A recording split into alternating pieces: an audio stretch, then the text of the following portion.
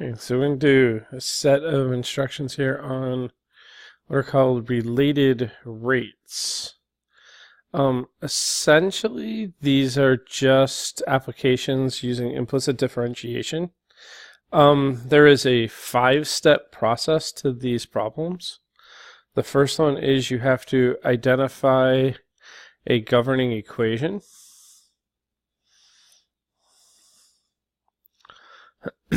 The second thing is you have to identify any supporting data, or data, I guess, I don't know.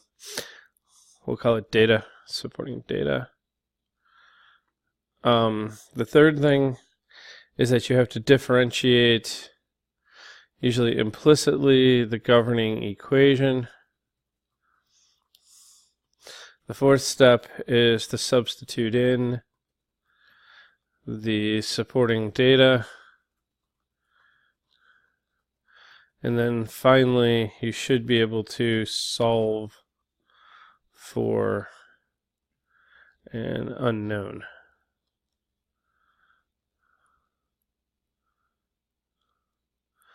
All right, so let's look at how this works in a couple of different examples here. All right, so in the first example here, we're going to have a circular pool of water, and that it's going to be expanding outward at a rate of 16 pi inches squared per second. So its area is actually gaining that much space per second. We want to know the rate at which the radius is expanding when the radius is equal to 4 inches. Okay, so the governing equation here is going to be the area equation for a circle, which is area equals pi r squared. All right, so let's talk about supporting data. In this problem, we have a couple pieces of data that are useful to us. We know that the change in area with respect to time is 16 pi inches squared. We know that the current value of the radius is 4 inches. So this is my governing equation. This is my supporting data.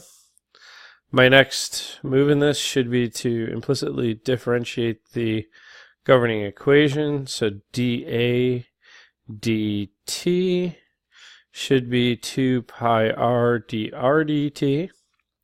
And what we're looking for is the change in the radius, dr dt, when r is 4. So at this point we can sub in the supporting data. So the 16 pi goes in for the dA dt. The 4 goes in for the r. And now we're left with the correct unknown, dr dt. So we have 16 pi is 8 pi dr dt. If we divide both sides by 8 pi, we're left with 2 dr dt. So the question here is that the radius is expanding at a rate of 2 inches. Sorry, not feet. The problem is in inches per second. All right, so that's pretty straightforward. So in this problem, we have a wall and the ground, and we have a ladder that's 25 feet long, and it is sliding down the wall. We know that the bottom of the ladder is moving away from the wall at a rate of 15 feet per second. And what we want to know is when this ladder hits the height of 7 feet, how fast is it moving downward? Okay, so because this is forming a right angle, we're going to call this x, we'll call that y. Our governing equation here is actually the Pythagorean theorem. X squared plus y squared is 25 squared. Okay, so let's look at our supporting data. We know a couple of things here. We know that the change in x with respect to time, dx dt, is 15 feet per second. we know that the current height of the ladder is at 7 feet. Now, because of the Pythagorean theorem, we know x squared plus 7 squared has to equal 25 squared, which means x squared plus 49 is 625, which means that x squared comes out to be 576 when you subtract 49 from both sides, which means x happens to be 24. Now we can rule out the negative result. It's not going to be negative distance from the wall. So if y is 7, x is fixed at 24. That's another piece of data that we can use on the problem. So our next step, now that we have all the data, is to implicitly differentiate the governing equation. So we get 2x dx dt plus 2y dy dt is equal to 0. Right? So let's see, what do we get here? This is 2 times 24, which is x. And we need, let's see, we know that dx dt is 15. 2 times 7, which is y, and we're looking for dy dt. So that's 0. Okay. So let's see, 2 times 24 times 15 is 720. 2 times 7 is 14. Let's see, we bring the 720 over, so we get 14. Dy dt is equal to negative 720. Divide both sides by 14.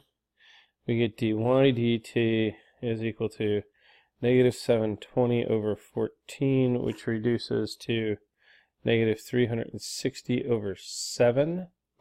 So this thing is going downward at a rate of 360 over 7 feet per second. Okay, so same process, different problem. Kind of getting a feel for how this process works.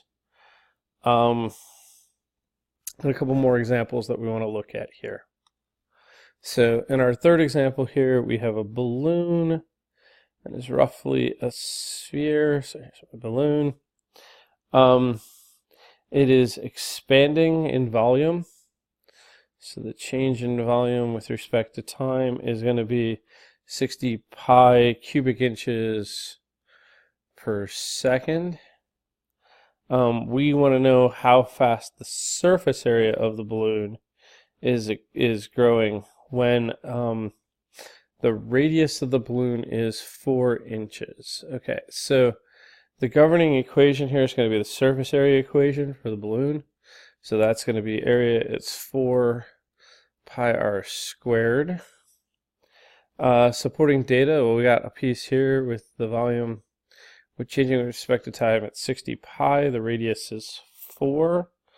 But we've got to kind of make this work with the area equation. So we do know that volume of a sphere is 4/3 pi r cubed, which means that dv dt is 4 pi r squared, right? Which means that 60 pi, that's going to be dr dt, right? There we go. 60 pi times 4 times pi times, let's see, 4 squared dr dt.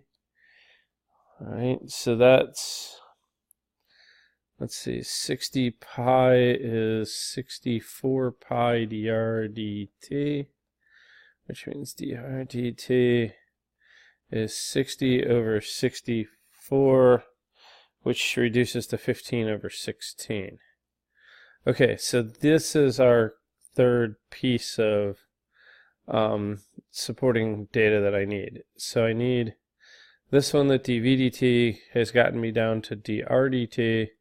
We know r is 4. Let's do the differentiation, see how this works out. dA dt should be 8 pi. r times dr dt, right? And let's start subbing in. dA dt is 8 times pi times 4 times dr dt is 15 over 16, right? A little bit of simplifying here. Let's see, 4 is going to go into 16 4 times. 4 goes into 8 twice, so that's going to give me dA dt is 30 pi. And let's see, this is change in area, so that's going to be square inches per second. So when the balloon reaches a radius of 4 inches, its surface area is expanding at 30 pi inches per second. Okay, one more example. Okay, the last example is what we're going to be calling a spotter and surfer problem. We need a trig identity to work with this. So let's get this out in front. The trig identity here is that the tangent squared of theta is equal to the secant squared of theta minus 1. Let's prove that real quick. So if I prove that, I'm going to say the tangent squared of theta is equal to the sine squared of theta over the cosine squared of theta. The sine squared is 1 minus the cosine squared of theta over the cosine squared of theta, which means I have 1 over the cosine squared of theta minus cosine squared theta over cosine squared theta, which works out to be the secant squared theta minus 1. Okay, so that trig identity works. We're going to see in a minute why we need it. This is one of those things that you will either have to commit to a flashcard and remember it, or you're going to have to remember how to prove it, but you're going to waste time trying to prove it on the BC exam. So this is best put to a flashcard.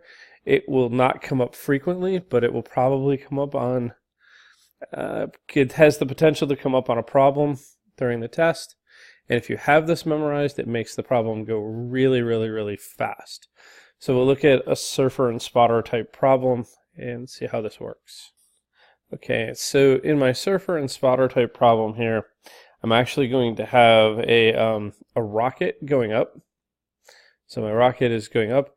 The rocket is, so call it its height. The change in height with respect to time is 5,400 miles per hour. Okay, 5,400 miles per hour. We have an observer, so this is my surfer. My spotter is going to be 20 miles away from the launch site. And we want to know, in terms of radians per second, how fast is the angle of elevation changing? Okay, when the rocket hits a height of 40 miles. So when the rocket is 40 miles up the ground, how quickly is the angle of elevation changing? The dominant equation here, or the governing equation here, is that the tangent of theta should be the opposite, which is h, over the adjacent, which is 20. Okay, so this is where things get a bit interesting. So we've got some supporting details. We've got dH dt is this 5,400. We want to know the height when we're at 40, right? So something that's really easy to work out here is that the tangent at that time, the tangent of theta at that point, is 40 over 20, which is known as 2. The tangent squared at that time is 4, which means that the secant squared minus 1 is 4, or the secant squared is 5. So this is utilizing that surfer and spotter trig identity that we named in a few moments ago, and we'll see how that plays out. So we actually have all the supporting data that we need. So we differentiate the governing equation. When I do that, The left side goes secant squared theta d theta dt, and the d theta dt is what I'm looking for, right? And the other side just becomes 1 over 20 dh dt. And here's where knowing this is critical, because there we just got a secant squared. The secant squared is 5. D theta dt is equal to 1 over 20, and dh dt is 5400. So that means if I divide this by 20 and then multiply it by 5, d theta dt is going to be 54 radians per hour. So now the problem is that I don't want this in radians per hour. I want this in radians per second, which means I'm going to have to do a little bit of dimensional analysis work here. So let's get a new screen for. Okay, so we're going to do 54 radians per hour, and we want to end up with radians per second. So let's see, what can I multiply this by? I want to get rid of hours. So I get 1 hour is 60 minutes. Let's see, 1 minute is 60 seconds. Right, so this is going to give me 54, let's see, hours and hours cancel. Minutes and minutes cancel. This is going to give me 54 radians over 3,600 seconds. So I've got the right unit here, radians per second. If I reduce this, that gives me 3 radians for every 200 seconds. So it's 3 over 200 radians per second is the rate of change of the angle of elevation with respect to time. Okay, so these optimization problems all follow a pattern. You first have to find the governing equation, then you have to find the supporting data. You have to implicitly differentiate the governing equation, substitute in the supporting data, and solve for the unknown. Make sure that everything's worked out in the right units, and you've got it.